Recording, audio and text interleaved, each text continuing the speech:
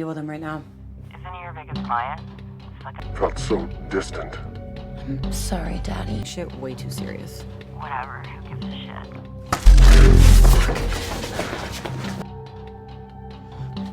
Oh my god. Oh my god.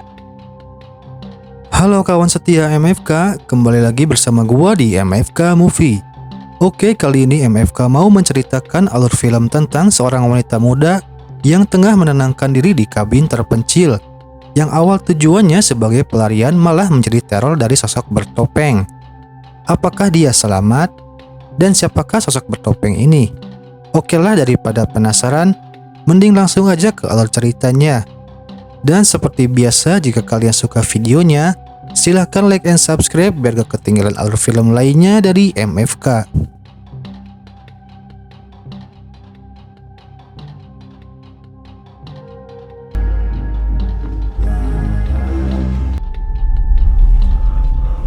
Somebody here.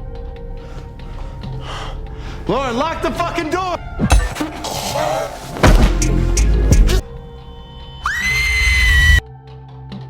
Di awal film menampilkan seorang wanita bernama Vicky yang sedang menunggu temannya di pinggir jalan.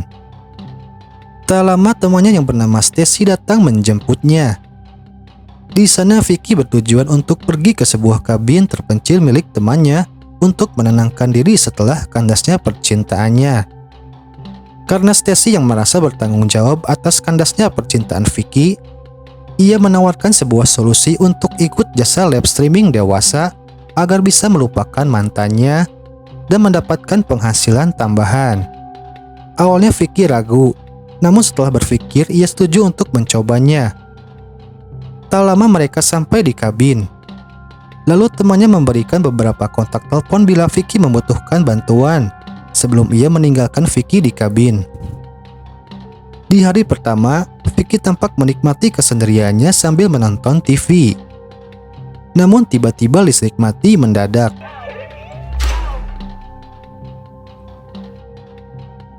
Vicky pun berjalan di kegelapan sampai menemukan saklar listriknya yang sepertinya ada yang menyabotase. Dan listrik pun kembali hidup. Namun Vicky tak memikirkan hal tersebut lebih jauh. Di hari kedua, Vicky terlihat menceritakan pengalaman pertamanya di kabin kepada Stacy. Vicky mengaku tak mengalami hal aneh dan ia sudah memulai ikut menjadi talent live streaming dewasa. It's not like you're gonna ever meet him anyway. Baby, I thought I'd never see you again. Vicky yang baru terjun di dunia lab tersebut sudah mendapatkan pelanggan setianya yang ia sebut sebagai pria berselotip. Tak terasa malam pun tiba, dan ketika Vicky tertidur kelelahan di halaman, tiba-tiba hal aneh muncul kembali.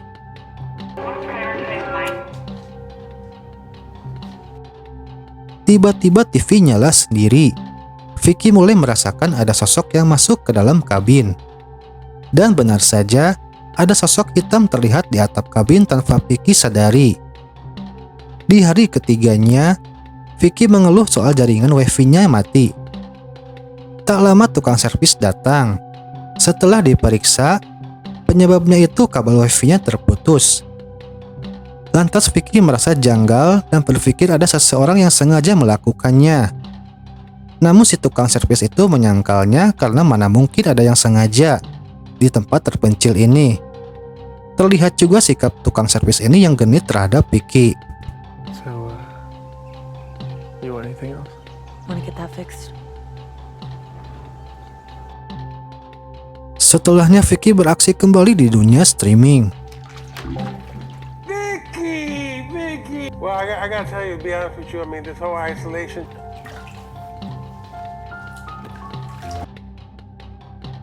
Tak lama seorang pengantar pizza datang dan dikagetkan oleh Vicky yang datang dari belakang.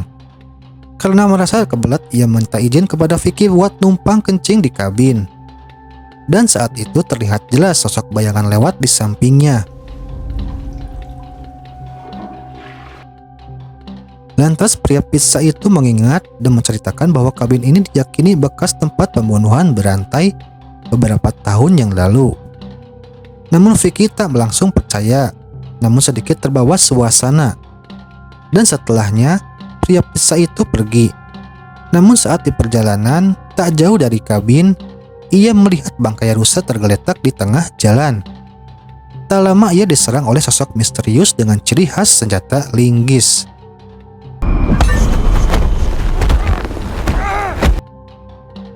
Pria pizza itu pun sepertinya tewas seketika. Keesokan harinya, Vicky dikagetkan oleh Sheriff yang mengejarnya. Sheriff tersebut bilang hanya ingin memastikan kondisi Vicky yang terlihat sedang berlari di sore hari dan akan mengecek tetangga Vicky yang diberitakan sedang mengalami masalah. Mereka pun mengantar Vicky ke kabin tersebut. Di perjalanan mereka kembali menceritakan kejadian pembunuhan berantai yang identik dengan senjata linggis. Sesampainya di depan kabin, keanehan terlihat. Pintu kabin terbuka. Salah satu Sheriff pun mengeceknya. Teriakan pun terdengar. Vicky dan partner Sheriff pun masuk ke dalam dan ternyata You heard what she said. Stay in the car. Fuck this shit. I'm getting out of here. Sheriff itu mengerjai mereka, dan ia pun memastikan bahwa kondisi kabin itu aman terkendali. Tak lama Vicky pun memulai kembali aksinya di dunia streaming dengan baju haramnya dengan si pelanggan misterius itu. Saat aksinya berlangsung, tiba-tiba listrik kembali mati. Sontak membuat Vicky kesal. Saat ia mengecek penyebab listrik mati, ia dikagetkan melihat seseorang masuk ke dalam kabin.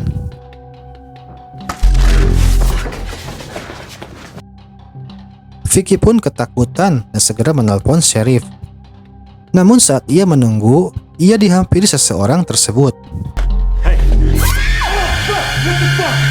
Are you? I'm their neighbor, okay? Max Daniels. Dan ternyata seseorang itu adalah tetangganya yang diceritakan Sheriff. Vicky pun minta maaf karena telah melukai seseorang itu bernama Max. Max mengaku kalau dirinya sedang mencari keluarganya dan mengira Stacy ada di sini. Kemudian Vicky merasa bersalah dan bertanggung jawab dengan mengobati Max. Saat itu mereka nampak mulai akrab. Terlebih Max bercerita tentang keluarganya yang sudah bercerai 6 bulan yang lalu. Sedangkan Vicky bercerita tentang pembunuh berantai yang sedang viral. Tak lama Sheriff datang dan Vicky pun minta maaf karena sudah salah paham memanggil Sheriff. Everything okay, ma'am? Yeah, everything. No, I know. I'm fine. Setelahnya Max pun pamit dan berterima kasih. Keesokan harinya, Vicky diam-diam mengintip Max di sekitar rumahnya. Rupanya Vicky mulai tertarik kepada Max. Malamnya Max tiba-tiba mengajak Vicky jalan-jalan. Hal itu tak disia-siakan Vicky. Mereka menghabiskan waktu bersama hingga larut malam. Namun terlihat kejanggalan terjadi ketika Vicky melihat foto keluarganya. Rupanya laki-laki yang bersama mantan istrinya itu adalah suami barunya. Vicky pun merasa tak enak telah merusak suasana. Tak lama obrolan mereka semakin intens, sampai-sampai Vicky hanyut dalam keinginannya untuk bersama lebih dalam. Namun Max menolaknya karena belum siap. Sepulangnya dari rumah Max, ia dikagetkan dengan seseorang yang tiba-tiba menyerangnya di dalam kabin.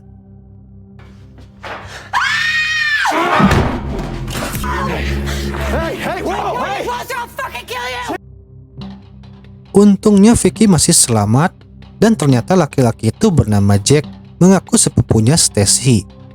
Vicky pun percaya setelah mendengar bukti yang diketahui ciri-ciri Stacy. Tak lama mereka pun mencoba mengakrabkan diri sembari meminta maaf atas kejadian tadi. Mereka pun terlibat dalam cinta satu malam setelah mabuk-mabukan. Tampaknya Vicky dan Jack menikmatinya. Keesokan paginya Vicky terbangun dan Jack hilang. Vicky pun panik mencarinya setelah melihat jejak kaki berlumur darah. Namun tak lama si tukang servis muncul tiba-tiba. What the fuck? Hey, sorry, I didn't mean to startle you. I got an early start, so I didn't want to wake you up.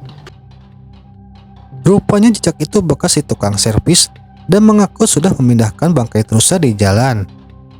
Setelahnya si tukang servis ini pulang dan seketika dibuntuti oleh mobil sheriff. Namun anehnya, ia mengaku tak mengenal sheriff tersebut.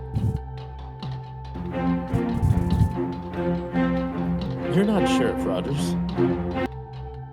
Malamnya Vicky yang terus mencari Jack dan tak sengaja melihat Max sedang mengali sesuatu. Hal itu membuatnya berpikir liar. Vicky pun lari namun sempat ketahuan oleh Max. Setelah berhasil mengejar Max, ia menjelaskan bahwa yang ia gali itu untuk bangkai rusa yang ia temukan di jalan. What are you doing?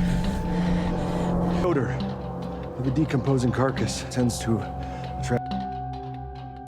Vicky yang masih penasaran mencoba membuka bungkusan plastik yang mencurigakan. Namun hal itu tak sempat setelah Max menghampirinya dan saat itu juga Max terjatuh. Would you grab my smokes? Are you okay? My ankle. Tak lama mereka pun sudah berada di rumah Max sambil Vicky mengobati kakinya Max. Kemudian Max menyiapkan makan malam, sementara Vicky mencari mantel di lantai atas. Saat berada di sana, Vicky melihat ruangan yang mencurigakan di sebelah kamar. Tak lama Vicky mencoba masuk. Hal yang pertama ia lihat adalah sebuah laptop dan berisi situs dewasa miliknya.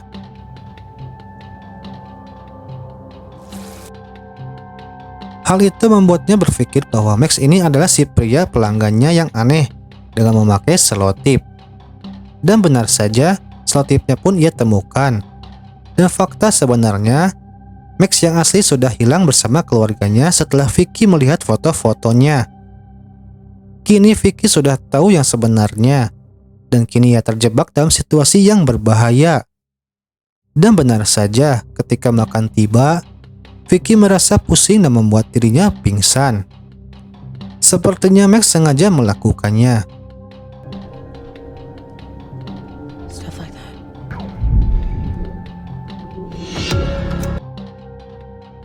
Vicky pun terbangun dalam keadaan salah satu tangannya di borgol. Dan benar saja Max ini adalah seorang yang selama ini menjadi pelanggan misteriusnya Vicky. Entah apa yang dipikirkan Max ini, ia seolah-olah terobsesi sekaligus traumatis dalam hubungan setelah mencela Vicky. Seketika ia tiba-tiba melamar Vicky. Hal itu jadi kesempatan Vicky untuk bersandiwara. Jurus pamungkas pun dikeluarkan Vicky, hingga Max luluh terbaring di kasur. Tak lama Vicky pun menghantam Max dengan benda tumpul. Blow your fucking mind. Fuck you! Vicky yang kabur lewat lorong sempat melihat bukti-bukti kejahatan Max berupa barang-barang milik korban.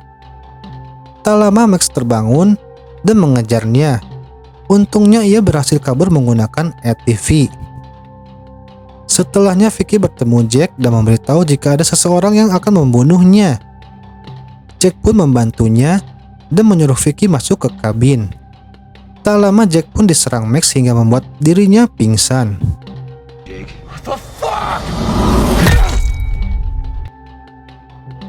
Di sisi lain Vicky mencoba menelpon sheriff. Namun hal itu terlambat karena Max sudah dekat dengannya. Max pun menghancurkan laptop Vicky dan membuat listrik konslet. Vicky pun bersembunyi dan Max terus mencarinya sembari mengoceh tentang Vicky. Saat kesempatan datang, Vicky berada di belakang Max dan menghantam kepalanya. Tell me. Namun Max yang kuat malah balik menyerang Vicky dengan mencekiknya. Mengira Vicky akan berakhir, Jack datang kembali dan perkelahian pun terjadi. Kini Max terluka tusukan di bahunya, sementara Jack terpental dan dihantam berkali-kali oleh Max. Kini Jack terancam akan diseret ke dalam bak mandi yang sudah bercampur listrik. Untungnya Vicky kembali bangkit dan menusuk Max di punggungnya.